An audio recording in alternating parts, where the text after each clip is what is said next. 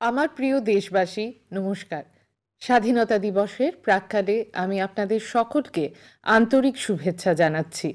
আমাদের সকলের জন্য গর্বের বিষয় যে স্বাধীনতা দিবস এবং প্রজাতন্ত্র দিবস সমস্ত ভারতীয় অত্যন্ত উৎসাহ ও উদ্দীপনার সঙ্গে উদযাপন করে।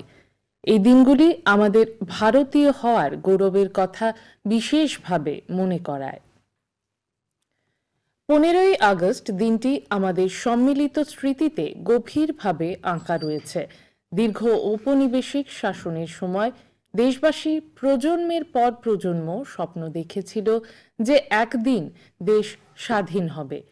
দেশের প্রত্যেক প্রান্তে বসবাসকারী নারী ও পুরুষ, বৃদ্ধ ও তরুণ বিদেশি শাসনের শৃঙ্খল ভেঙে ফেলতে মরিয়া ছিল। তাদের সংগ্রামে হতাশা নয়, বরং আশার এক দৃঢ় অনুভূতি ছিল। স্বাধীনতার পরে সেই আশার অনুভূতি আমাদের অগ্রগতিকে ইন্ধন জুগিয়ে চলেছে। আগামীকাল আমরা যখন আমাদের ত্রিবর্ণ রঞ্জিত পতাকাকে অভিবাদন জানাব, তখন আমরা সেই সমস্ত স্বাধীনতা সংগ্রামীদেরও শ্রদ্ধা জানাব যাদের আত্মত্যাগের ফলে ৭৮ বছর আগে 15ই আগস্ট ভারত স্বাধীনতা অর্জন করেছিল। আমাদের স্বাধীনতা পুনরুদ্ধারের পর আমরা এমন একটি গণতন্ত্রের পথে এগিয়ে যাই যাতে সকল প্রাপ্তবয়স্কদের ভোট দেওয়ার অধিকার রয়েছে। অন্য কথায়, আমরা ভারতের জনগণ নিজেদের ভাগ্য গঠনের অধিকার নিজেদের অর্পণ করি। অনেক গণতান্ত্রিক ব্যবস্থায় লিঙ্গ, ধর্ম এবং অন্যান্য বিষয়ের ভিত্তিতে মানুষের ভোটাধিকারের উপর বিধিনিষেধ ছিল, কিন্তু আমরা তা করিনি। অনেক সমস্যা থাকা সত্ত্বেও ভারতের জনগণ সফলভাবে গণতন্ত্রকে গ্রহণ করেছে। গণতন্ত্রকে গ্রহণ করা আমাদের প্রাচীন গণতান্ত্রিক মূল্যবোধের একটি স্বাভাবিক প্রকাশ ছিল। ভারতভূমি বিশ্বের প্রাচীনতম প্রজাতন্ত্রের দেশ ছিল। একে গণতন্ত্রের জননী বলাই উচিত। আমাদের গণতন্ত্রের ভবন আমাদের গৃহীত সংবিধানের ভিত্তিতে নির্মিত হয়েছে। আমরা গণতন্ত্রের ওপর ভিত্তি করে এমন সব প্রতিষ্ঠান তৈরি করেছি যেগুলি গণতান্ত্রিক কার্যকারিতাকে শক্তিশালী করেছে। আমাদের জন্য আমাদের সংবিধান এবং আমাদের গণতন্ত্র সর্বোপরি। পেছনে ফিরে তাকিয়ে দেশভাগের ফলে সৃষ্ট যন্ত্রণাকে আমাদের কখনোই ভুলে যাওয়া উচিত নয়। আজ আমরা বিভাজনের বিভীষিকা স্মৃতি দিবস পালন করেছি। দেশভাগ ভয়াবহ হিংসার সাক্ষী ছিল এবং লক্ষ লক্ষ মানুষকে বাস্তুচ্যুত হতে বাধ্য করেছিল।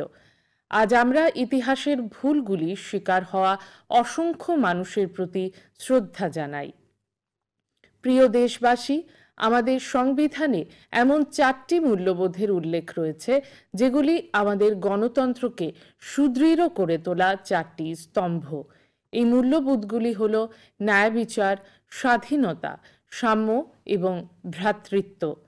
এগুলি আমাদের সভ্যতার এমন সব নীতি যেগুলিকে আমরা স্বাধীনতা সংগ্রামের মাধ্যমে পুনরুজ্জীবিত করেছি। আমি বিশ্বাস করি যে এই সমস্ত মূল্যবোধের মূলে রয়েছে ব্যক্তির মর্যাদাবোধের ভাবনা। প্রত্যেক ব্যক্তি সমান, আর সকলেরই অধিকার রয়েছে মর্যাদাপূর্ণ ব্যবহার পাওয়ার। বিভিন্ন স্বাস্থ্যসেবা এবং শিক্ষার সুযোগ সুবিধা পাওয়ার ক্ষেত্রেও প্রত্যেকেরই সমান সুযোগ থাকা উচিত। প্রত্যেকেরই সমান সুযোগ পাওয়া উচিত। ঐতিহ্যবাহী ব্যবস্থার কারণে যারা বঞ্চিত ছিল তাদের সাহায্যের প্রয়োজন ছিল। এই নীতিগুলিকে সর্বাগ্রে রেখে আমরা 1947 সালে একটি নতুন যাত্রা শুরু করি। দীর্ঘকালীন বিদেশি শাসনের পর স্বাধীনতার সময় ভারত চরম দারিদ্র্যের বিরুদ্ধে লড়েছে, কিন্তু তারপর থেকে ৭৮ বছরে আমরা সকল ক্ষেত্রে অসাধারণ অগ্রগতি অর্জন করেছি। ভারত একটি স্বনির্ভর জাতি হওয়ার পথে যথেষ্ট পথ অতিক্রম করেছে এবং অত্যন্ত আত্মবিশ্বাসের সঙ্গে এগিয়ে চলেছে। অর্থনৈতিক ক্ষেত্রে আমাদের সাফল্যগুলি স্পষ্টভাবে দেখা যায়। গত অর্থ বছরে 6.5% মোট দেশজ উৎপাদন বৃদ্ধির হারের সঙ্গে ভারত বিশ্বের প্রধান অর্থনীতির দেশগুলির মধ্যে সবচাইতে দ্রুত গতিতে এগিয়ে চলেছে। বিশ্ব অর্থনীতিতে ব্যাপ্ত সমস্যাগুলি থাকা সত্ত্বেও অভ্যন্তরীণ চাহিদা দ্রুত বৃদ্ধি পাচ্ছে, মুদ্রাস্ফীতি নিয়ন্ত্রণে রয়েছে, রপ্তানি বৃদ্ধি পাচ্ছে। সমস্ত প্রধান সূচক অর্থনীতির শক্তিশালী অবস্থাকে তুলে ধরছে। এটি আমাদের শ্রমিক ও কৃষক ভাই বোনদের কঠোর পরিশ্রম এবং নিষ্ঠার সঙ্গে সুচিন্তিত সংস্কার এবং দক্ষ অর্থনৈতিক ব্যবস্থাপনার পরিণাম। সুশাসনের মাধ্যমে বিপুল সংখ্যক মানুষ দারিদ্র্য থেকে মুক্তি পেয়েছে। সরকার দরিদ্রদের জন্য বেশ কিছু কল্যাণমূলক প্রকল্প পরিচালনা করছে। যারা দারিদ্র্য সীমার উপরে চলে এসেছেন কিন্তু স্থিতিশীল অবস্থানে নেই, তাদের জন্যও এই ধরনের প্রকল্পে নিরাপত্তা রয়েছে, যাতে তারা আবার দারিদ্র্য সীমার নিচে না চলে যান। এই কল্যাণমূলক প্রচেষ্টা সামাজিক পরিষেবাগুলিতে ব্যয় বৃদ্ধির মাধ্যমে প্রতিফলিত হচ্ছে। আয় বৈষম্য হ্রাস পাচ্ছে, আঞ্চলিক বৈষম্য হ্রাস পাচ্ছে। যেসব রাজ্য এবং অঞ্চল আগে দুর্বল অর্থনৈতিক কর্মক্ষমতার জন্য পরিচিত ছিল, তারা এখন নিজেদের প্রকৃত ক্ষমতা প্রদর্শন করছে এবং শীর্ষস্থানীয় রাজ্যগুলির সঙ্গে তাল মিলিয়ে এগিয়ে যাচ্ছে। আমাদের শীর্ষস্থানীয় ব্যবসায়ীরা, ক্ষুদ্র ও মাঝারি শিল্পোদ্যোগী এবং ব্যাপারীরা সর্বদাই নতুন কিছু করার মনোভাব দেখিয়েছেন। সমৃদ্ধি তৈরির পথে আসা নানা বাধা দূর করার প্রয়োজন ছিল। গত এক দশকে পরিকাঠামোগত উন্নয়নে এই প্রচেষ্টা স্পষ্টভাবে দেখা গেছে। আমরা ভারতমালা পরিযোজনার অধীনে জাতীয় মহাসড়ক নেটওয়ার্ক সম্প্রসারণ এবং সুদৃঢ় করেছি। রেল বিভাগও উদ্ভাবনকে উৎসাহিত করেছে এবং সর্বশেষ প্রযুক্তিতে সজ্জিত নতুন ধরনের ট্রেন এবং কোচ ব্যবহার করা শুরু করেছে। কাশ্মীর উপত্যকায় রেল সংযোগ চালু করা একটি বড় সাফল্য।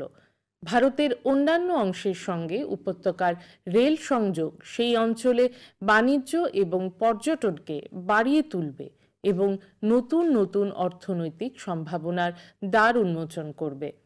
কাশ্মীরে প্রকৌশলের এই অসাধারণ কীর্তি আমাদের দেশের জন্য একটি ঐতিহাসিক মাইল ফলক।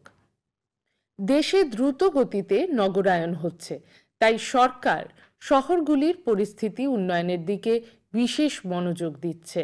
নগর পরিবহনের প্রধান ক্ষেত্রে বিশেষ মনোযোগ দিয়ে সরকার মেট্রো রেল পরিষেবা সম্প্রসারণ করেছে। গত এক দশকে মেট্রো রেল পরিষেবা সম্পূর্ণ শহরের সংখ্যা বহুগুণ বৃদ্ধি পেয়েছে। Atal mission for rejuvenation and urban transformation বা অমৃত অভিযানের মাধ্যমে আরও বেশি সংখ্যক পরিবারের নলের মাধ্যমে নির্ভরযোগ্য পরিশ্রুত জল সরবরাহ এবং পয় নিষ্কাশন সংযোগ পরিষেবা সুনিশ্চিত করা হয়েছে। সরকার বিশ্বাস করে যে নাগরিকদের জীবনে মৌলিক সুযোগ সুবিধা পাওয়ার অধিকার রয়েছে। জল জীবন মিশনের মাধ্যমে গ্রামীণ পরিবারগুলিতে নলের মাধ্যমে পরিশ্রুত জল সরবরাহ ব্যবস্থার উন্নতি হচ্ছে। নিজের মতো বিশ্বের সর্ববৃহৎ স্বাস্থ্যসেবা প্রকল্প আয়ুষ্মান ভারত এর আওতায় বিভিন্ন পদক্ষেপ নেওয়া হয়েছে। এই প্রচেষ্টার ফলে আমরা স্বাস্থ্য পরিষেবা ক্ষেত্রে বৈপ্লবিক পরিবর্তন দেখতে পাচ্ছি।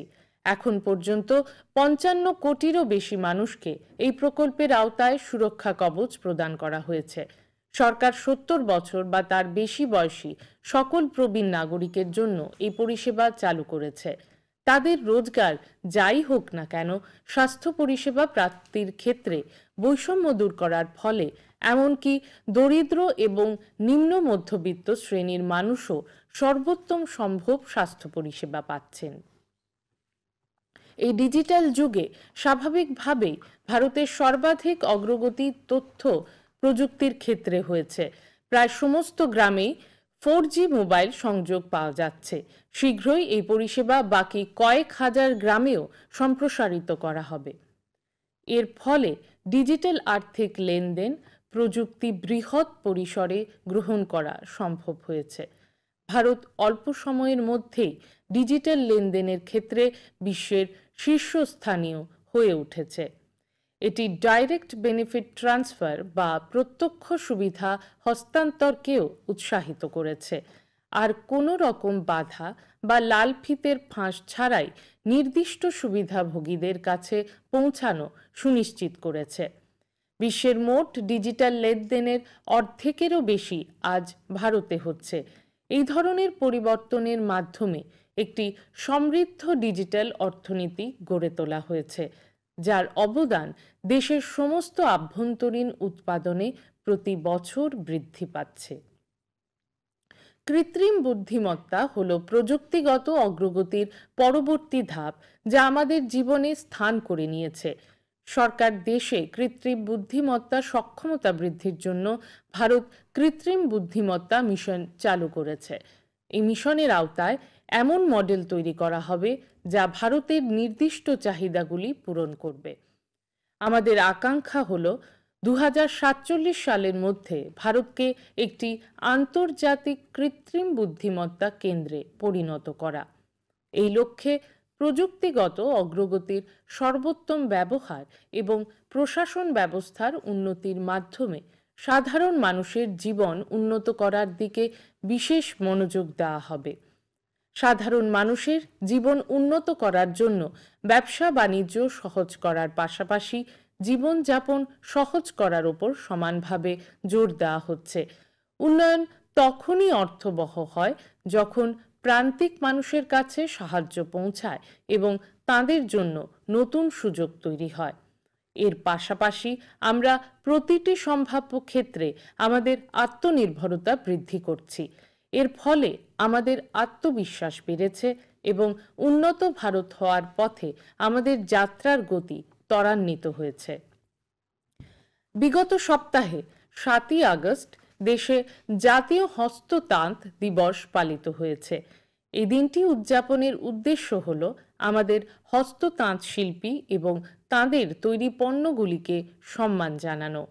1905 সালে আমাদের স্বাধীনতা সংগ্রামের সময় শুরু হওয়া স্বদেশী আন্দোলন স্মরণে 2015 থেকে প্রতি বছর এই দিনটি পালিত হয়।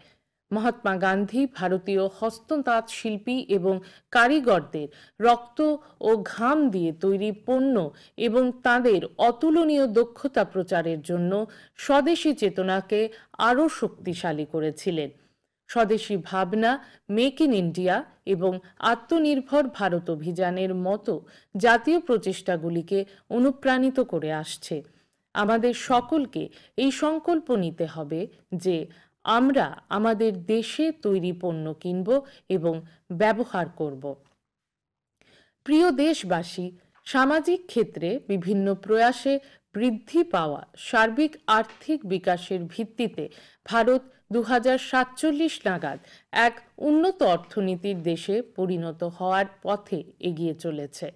আমি মনে করি অমৃতকালের এই সময়ে এগিয়ে যাওয়ার জাতীয় যাত্রাপথে সমস্ত দেশবাসী তাদের যথাসাধ্য অবদান রাখবেন। আমি বিশ্বাস করি সমাজের 3টি অংশ আমাদের এই অগ্রগতির পথে এগিয়ে নিয়ে যাবে। এই 3টি অংশ হলো আমাদের যুব সমাজ, মহিলা এবং সেই সম্প্রদায়গুলি যারা দীর্ঘদিন ধরে প্রান্তিক অবস্থানে আছেন। অবশেষে আমাদের যুব সমাজ তাদের স্বপ্ন বাস্তবায়নের জন্য অনুকূল পরিবেশ খুঁজে পেয়েছে। জাতীয় শিক্ষানীতির মাধ্যমে সুদূর প্রসারী পরিবর্তন আনা হয়েছে। শিক্ষাকে মূল্যবোধের সঙ্গে আর দক্ষতার সঙ্গে ঐতিহ্যকে যুক্ত করা হয়েছে। কর্মসংস্থানের সুযোগ দ্রুত বৃদ্ধি পাচ্ছে। সরকার শিল্পোদ্যোগী হতে আগ্রহীদের জন্য সবচেয়ে অনুকূল পরিবেশ প্রদান করেছে। অসংখ্য তরুণ প্রতিভার শক্তিতে পরিচালিত আমাদের মহাকাশ কর্মসূচি অভূতপূর্বভাবে সম্প্রসারিত হয়েছে। আমি বিশ্বাস করি শুভাংশু শুক্লার আন্তর্জাতিক মহাকাশ কেন্দ্রের যাত্রা এক গোটা প্রজন্মকে বিরাট স্বপ্ন দেখতে অনুপ্রাণিত করেছে। এই মহাকাশ যাত্রা ভারতের আসন্ন মানববাহী মহাকাশ অভিযাত্রা কর্মসূচি গগনযানের জন্য অত্যন্ত সহায়ক প্রমাণিত হবে। নতুন আত্মবিশ্বাসে ভরপুর আমাদের যুব সমাজ ক্রীড়া জগতে তাদের ছাপ ফেলছে। উদাহরণস্বরূপ, দাবায় এখন ভারতের তরুণরা যতটা সাফল্য পেয়েছে তা অভূতপূর্ব। জাতীয় ক্রীড়ানীতি 2025-এ অন্তর্ভুক্ত ভাবনার সঙ্গে সামঞ্জস্য রেখে আমরা এমন সব আমূল পরিবর্তনের কল্পনা করছি যার ভিত্তিতে ভারত বিশ্ব ক্রীড়ার এক মহাশক্তি হিসেবে উঠে আসবে। আমাদের মেয়েরা আমাদের গর্ব।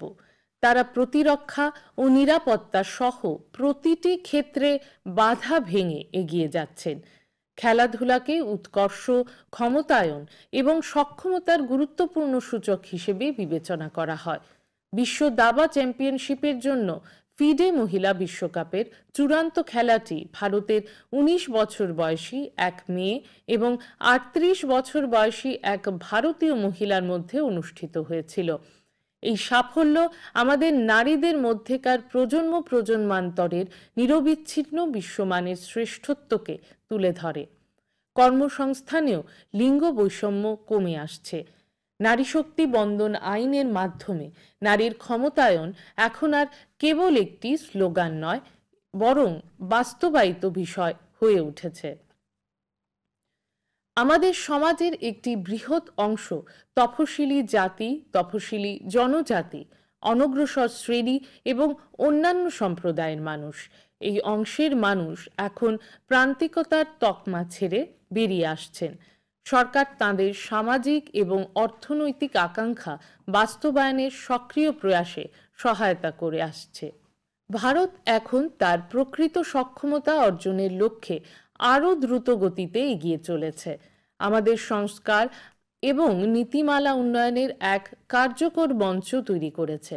এই প্রস্তুতির মাধ্যমে আমি এক উজ্জ্বল ভবিষ্যৎ দেখতে পাচ্ছি, যেখানে আমরা সকলেই আমাদের সমষ্টিগত সমৃদ্ধি এবং সুখের জন্য উৎসাহের সঙ্গে অবদান রাখতে থাকব।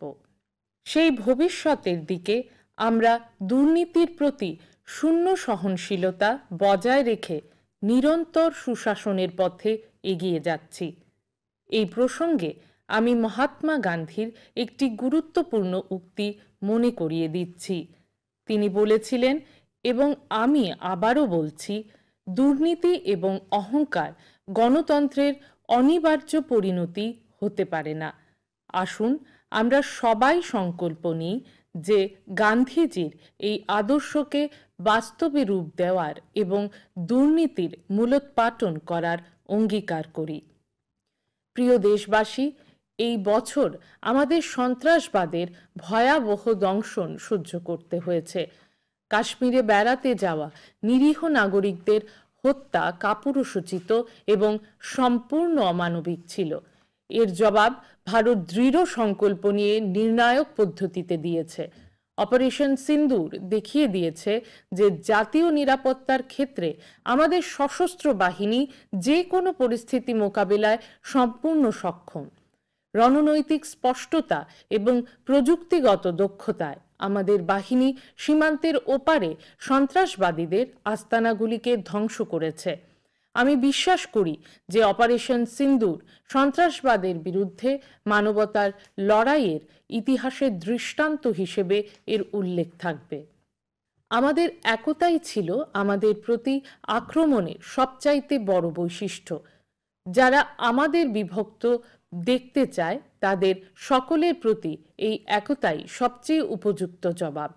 ভারতের চিন্তা ভাবনা স্পষ্ট করার জন্য বিভিন্ন দেশ সফরে যাওয়া সংসদের সদস্যদের বহুদলীয় প্রতিনিধি দলের মধ্যেও এই একতা দেখা গেছে। আন্তর্জাতিক মহলে ভারতের এই নীতি মনোযোগ আকর্ষণ করেছে যে আমরা আক্রমণকারী হব না, কিন্তু আমাদের নাগরিকদের সুরক্ষার জন্য প্রতি আক্রমণ করতেও দ্বিধা করব না। অপারেশন সিন্দুর প্রতিরক্ষা ক্ষেত্রে আত্মনির্ভর ভারত মিশনের সরাসরি পরীক্ষার একটি সুযোগও এনে দিয়েছে। এখন প্রমাণিত হয়েছে যে আমরা ঠিক পথে আছি। আমাদের দেশীয় উৎপাদন একটি গুরুত্বপূর্ণ পর্যায়ে পৌঁছেছে, যেখানে আমরা আমাদের অনেক নিরাপত্তার চাহিদা পূরণে আত্মনির্ভর হয়েছি। এই সাফল্যগুলি স্বাধীন ভারতের প্রতিরক্ষা ইতিহাসে একটি নতুন অধ্যায়ের সূচনা করেছে। প্রিয় দেশবাসী, এই উপলক্ষে আমি আপনাদের সকলকে পরিবেশ রক্ষার জন্য যথাসাধ্য চেষ্টা করার আহ্বান জানাতে চাই। জলবায়ু পরিবর্তনের সমস্যা মোকাবেলা করার জন্য আমাদের নিজেদের মধ্যেও কিছু পরিবর্তন আনতে হবে। আমাদের নিজেদের অভ্যাস এবং আমাদের বিশ্ব ভাবনায় পরিবর্তন আনতে হবে। আমাদের পৃথিবী, নদী, পাহাড়, গাছপালা এবং প্রাণীর সঙ্গে আমাদের সম্পর্কেও পরিবর্তন আনতে হবে। আমাদের কার্যকর অবদানে আসুন আমরা সকলেই এমন একটি গ্রহ রেখে যাই যেখানে জীবন তার নৈসর্গিক চেহারায় পল্লবিত, পুষ্পিত হয়ে উঠতে থাকবে। প্রিয় দেশবাসী, আমাদের সীমান্ত রক্ষাকারী সেনা, পুলিশ এবং কেন্দ্রীয় সশস্ত্র পুলিশ বাহিনীর প্রতি আমার বিশেষ মনোযোগ থাকে। আমি বিচার বিভাগ এবং বিভিন্ন অসামরিক সেবা বিভাগের সদস্যদেরও শুভেচ্ছা জানাই। বিভিন্ন দেশের ভারতীয় দূতাবাসে কর্মরত ভারতীয়দের এবং প্রবাসী ভারতীয়দেরও স্বাধীনতা দিবসে আমার আন্তরিক শুভেচ্ছা। আবারও আমি আপনাদের সকলকে স্বাধীনতা দিবসের শুভেচ্ছা জানাই। ধন্যবাদ। জয় হিন্দ, জয় ভারত।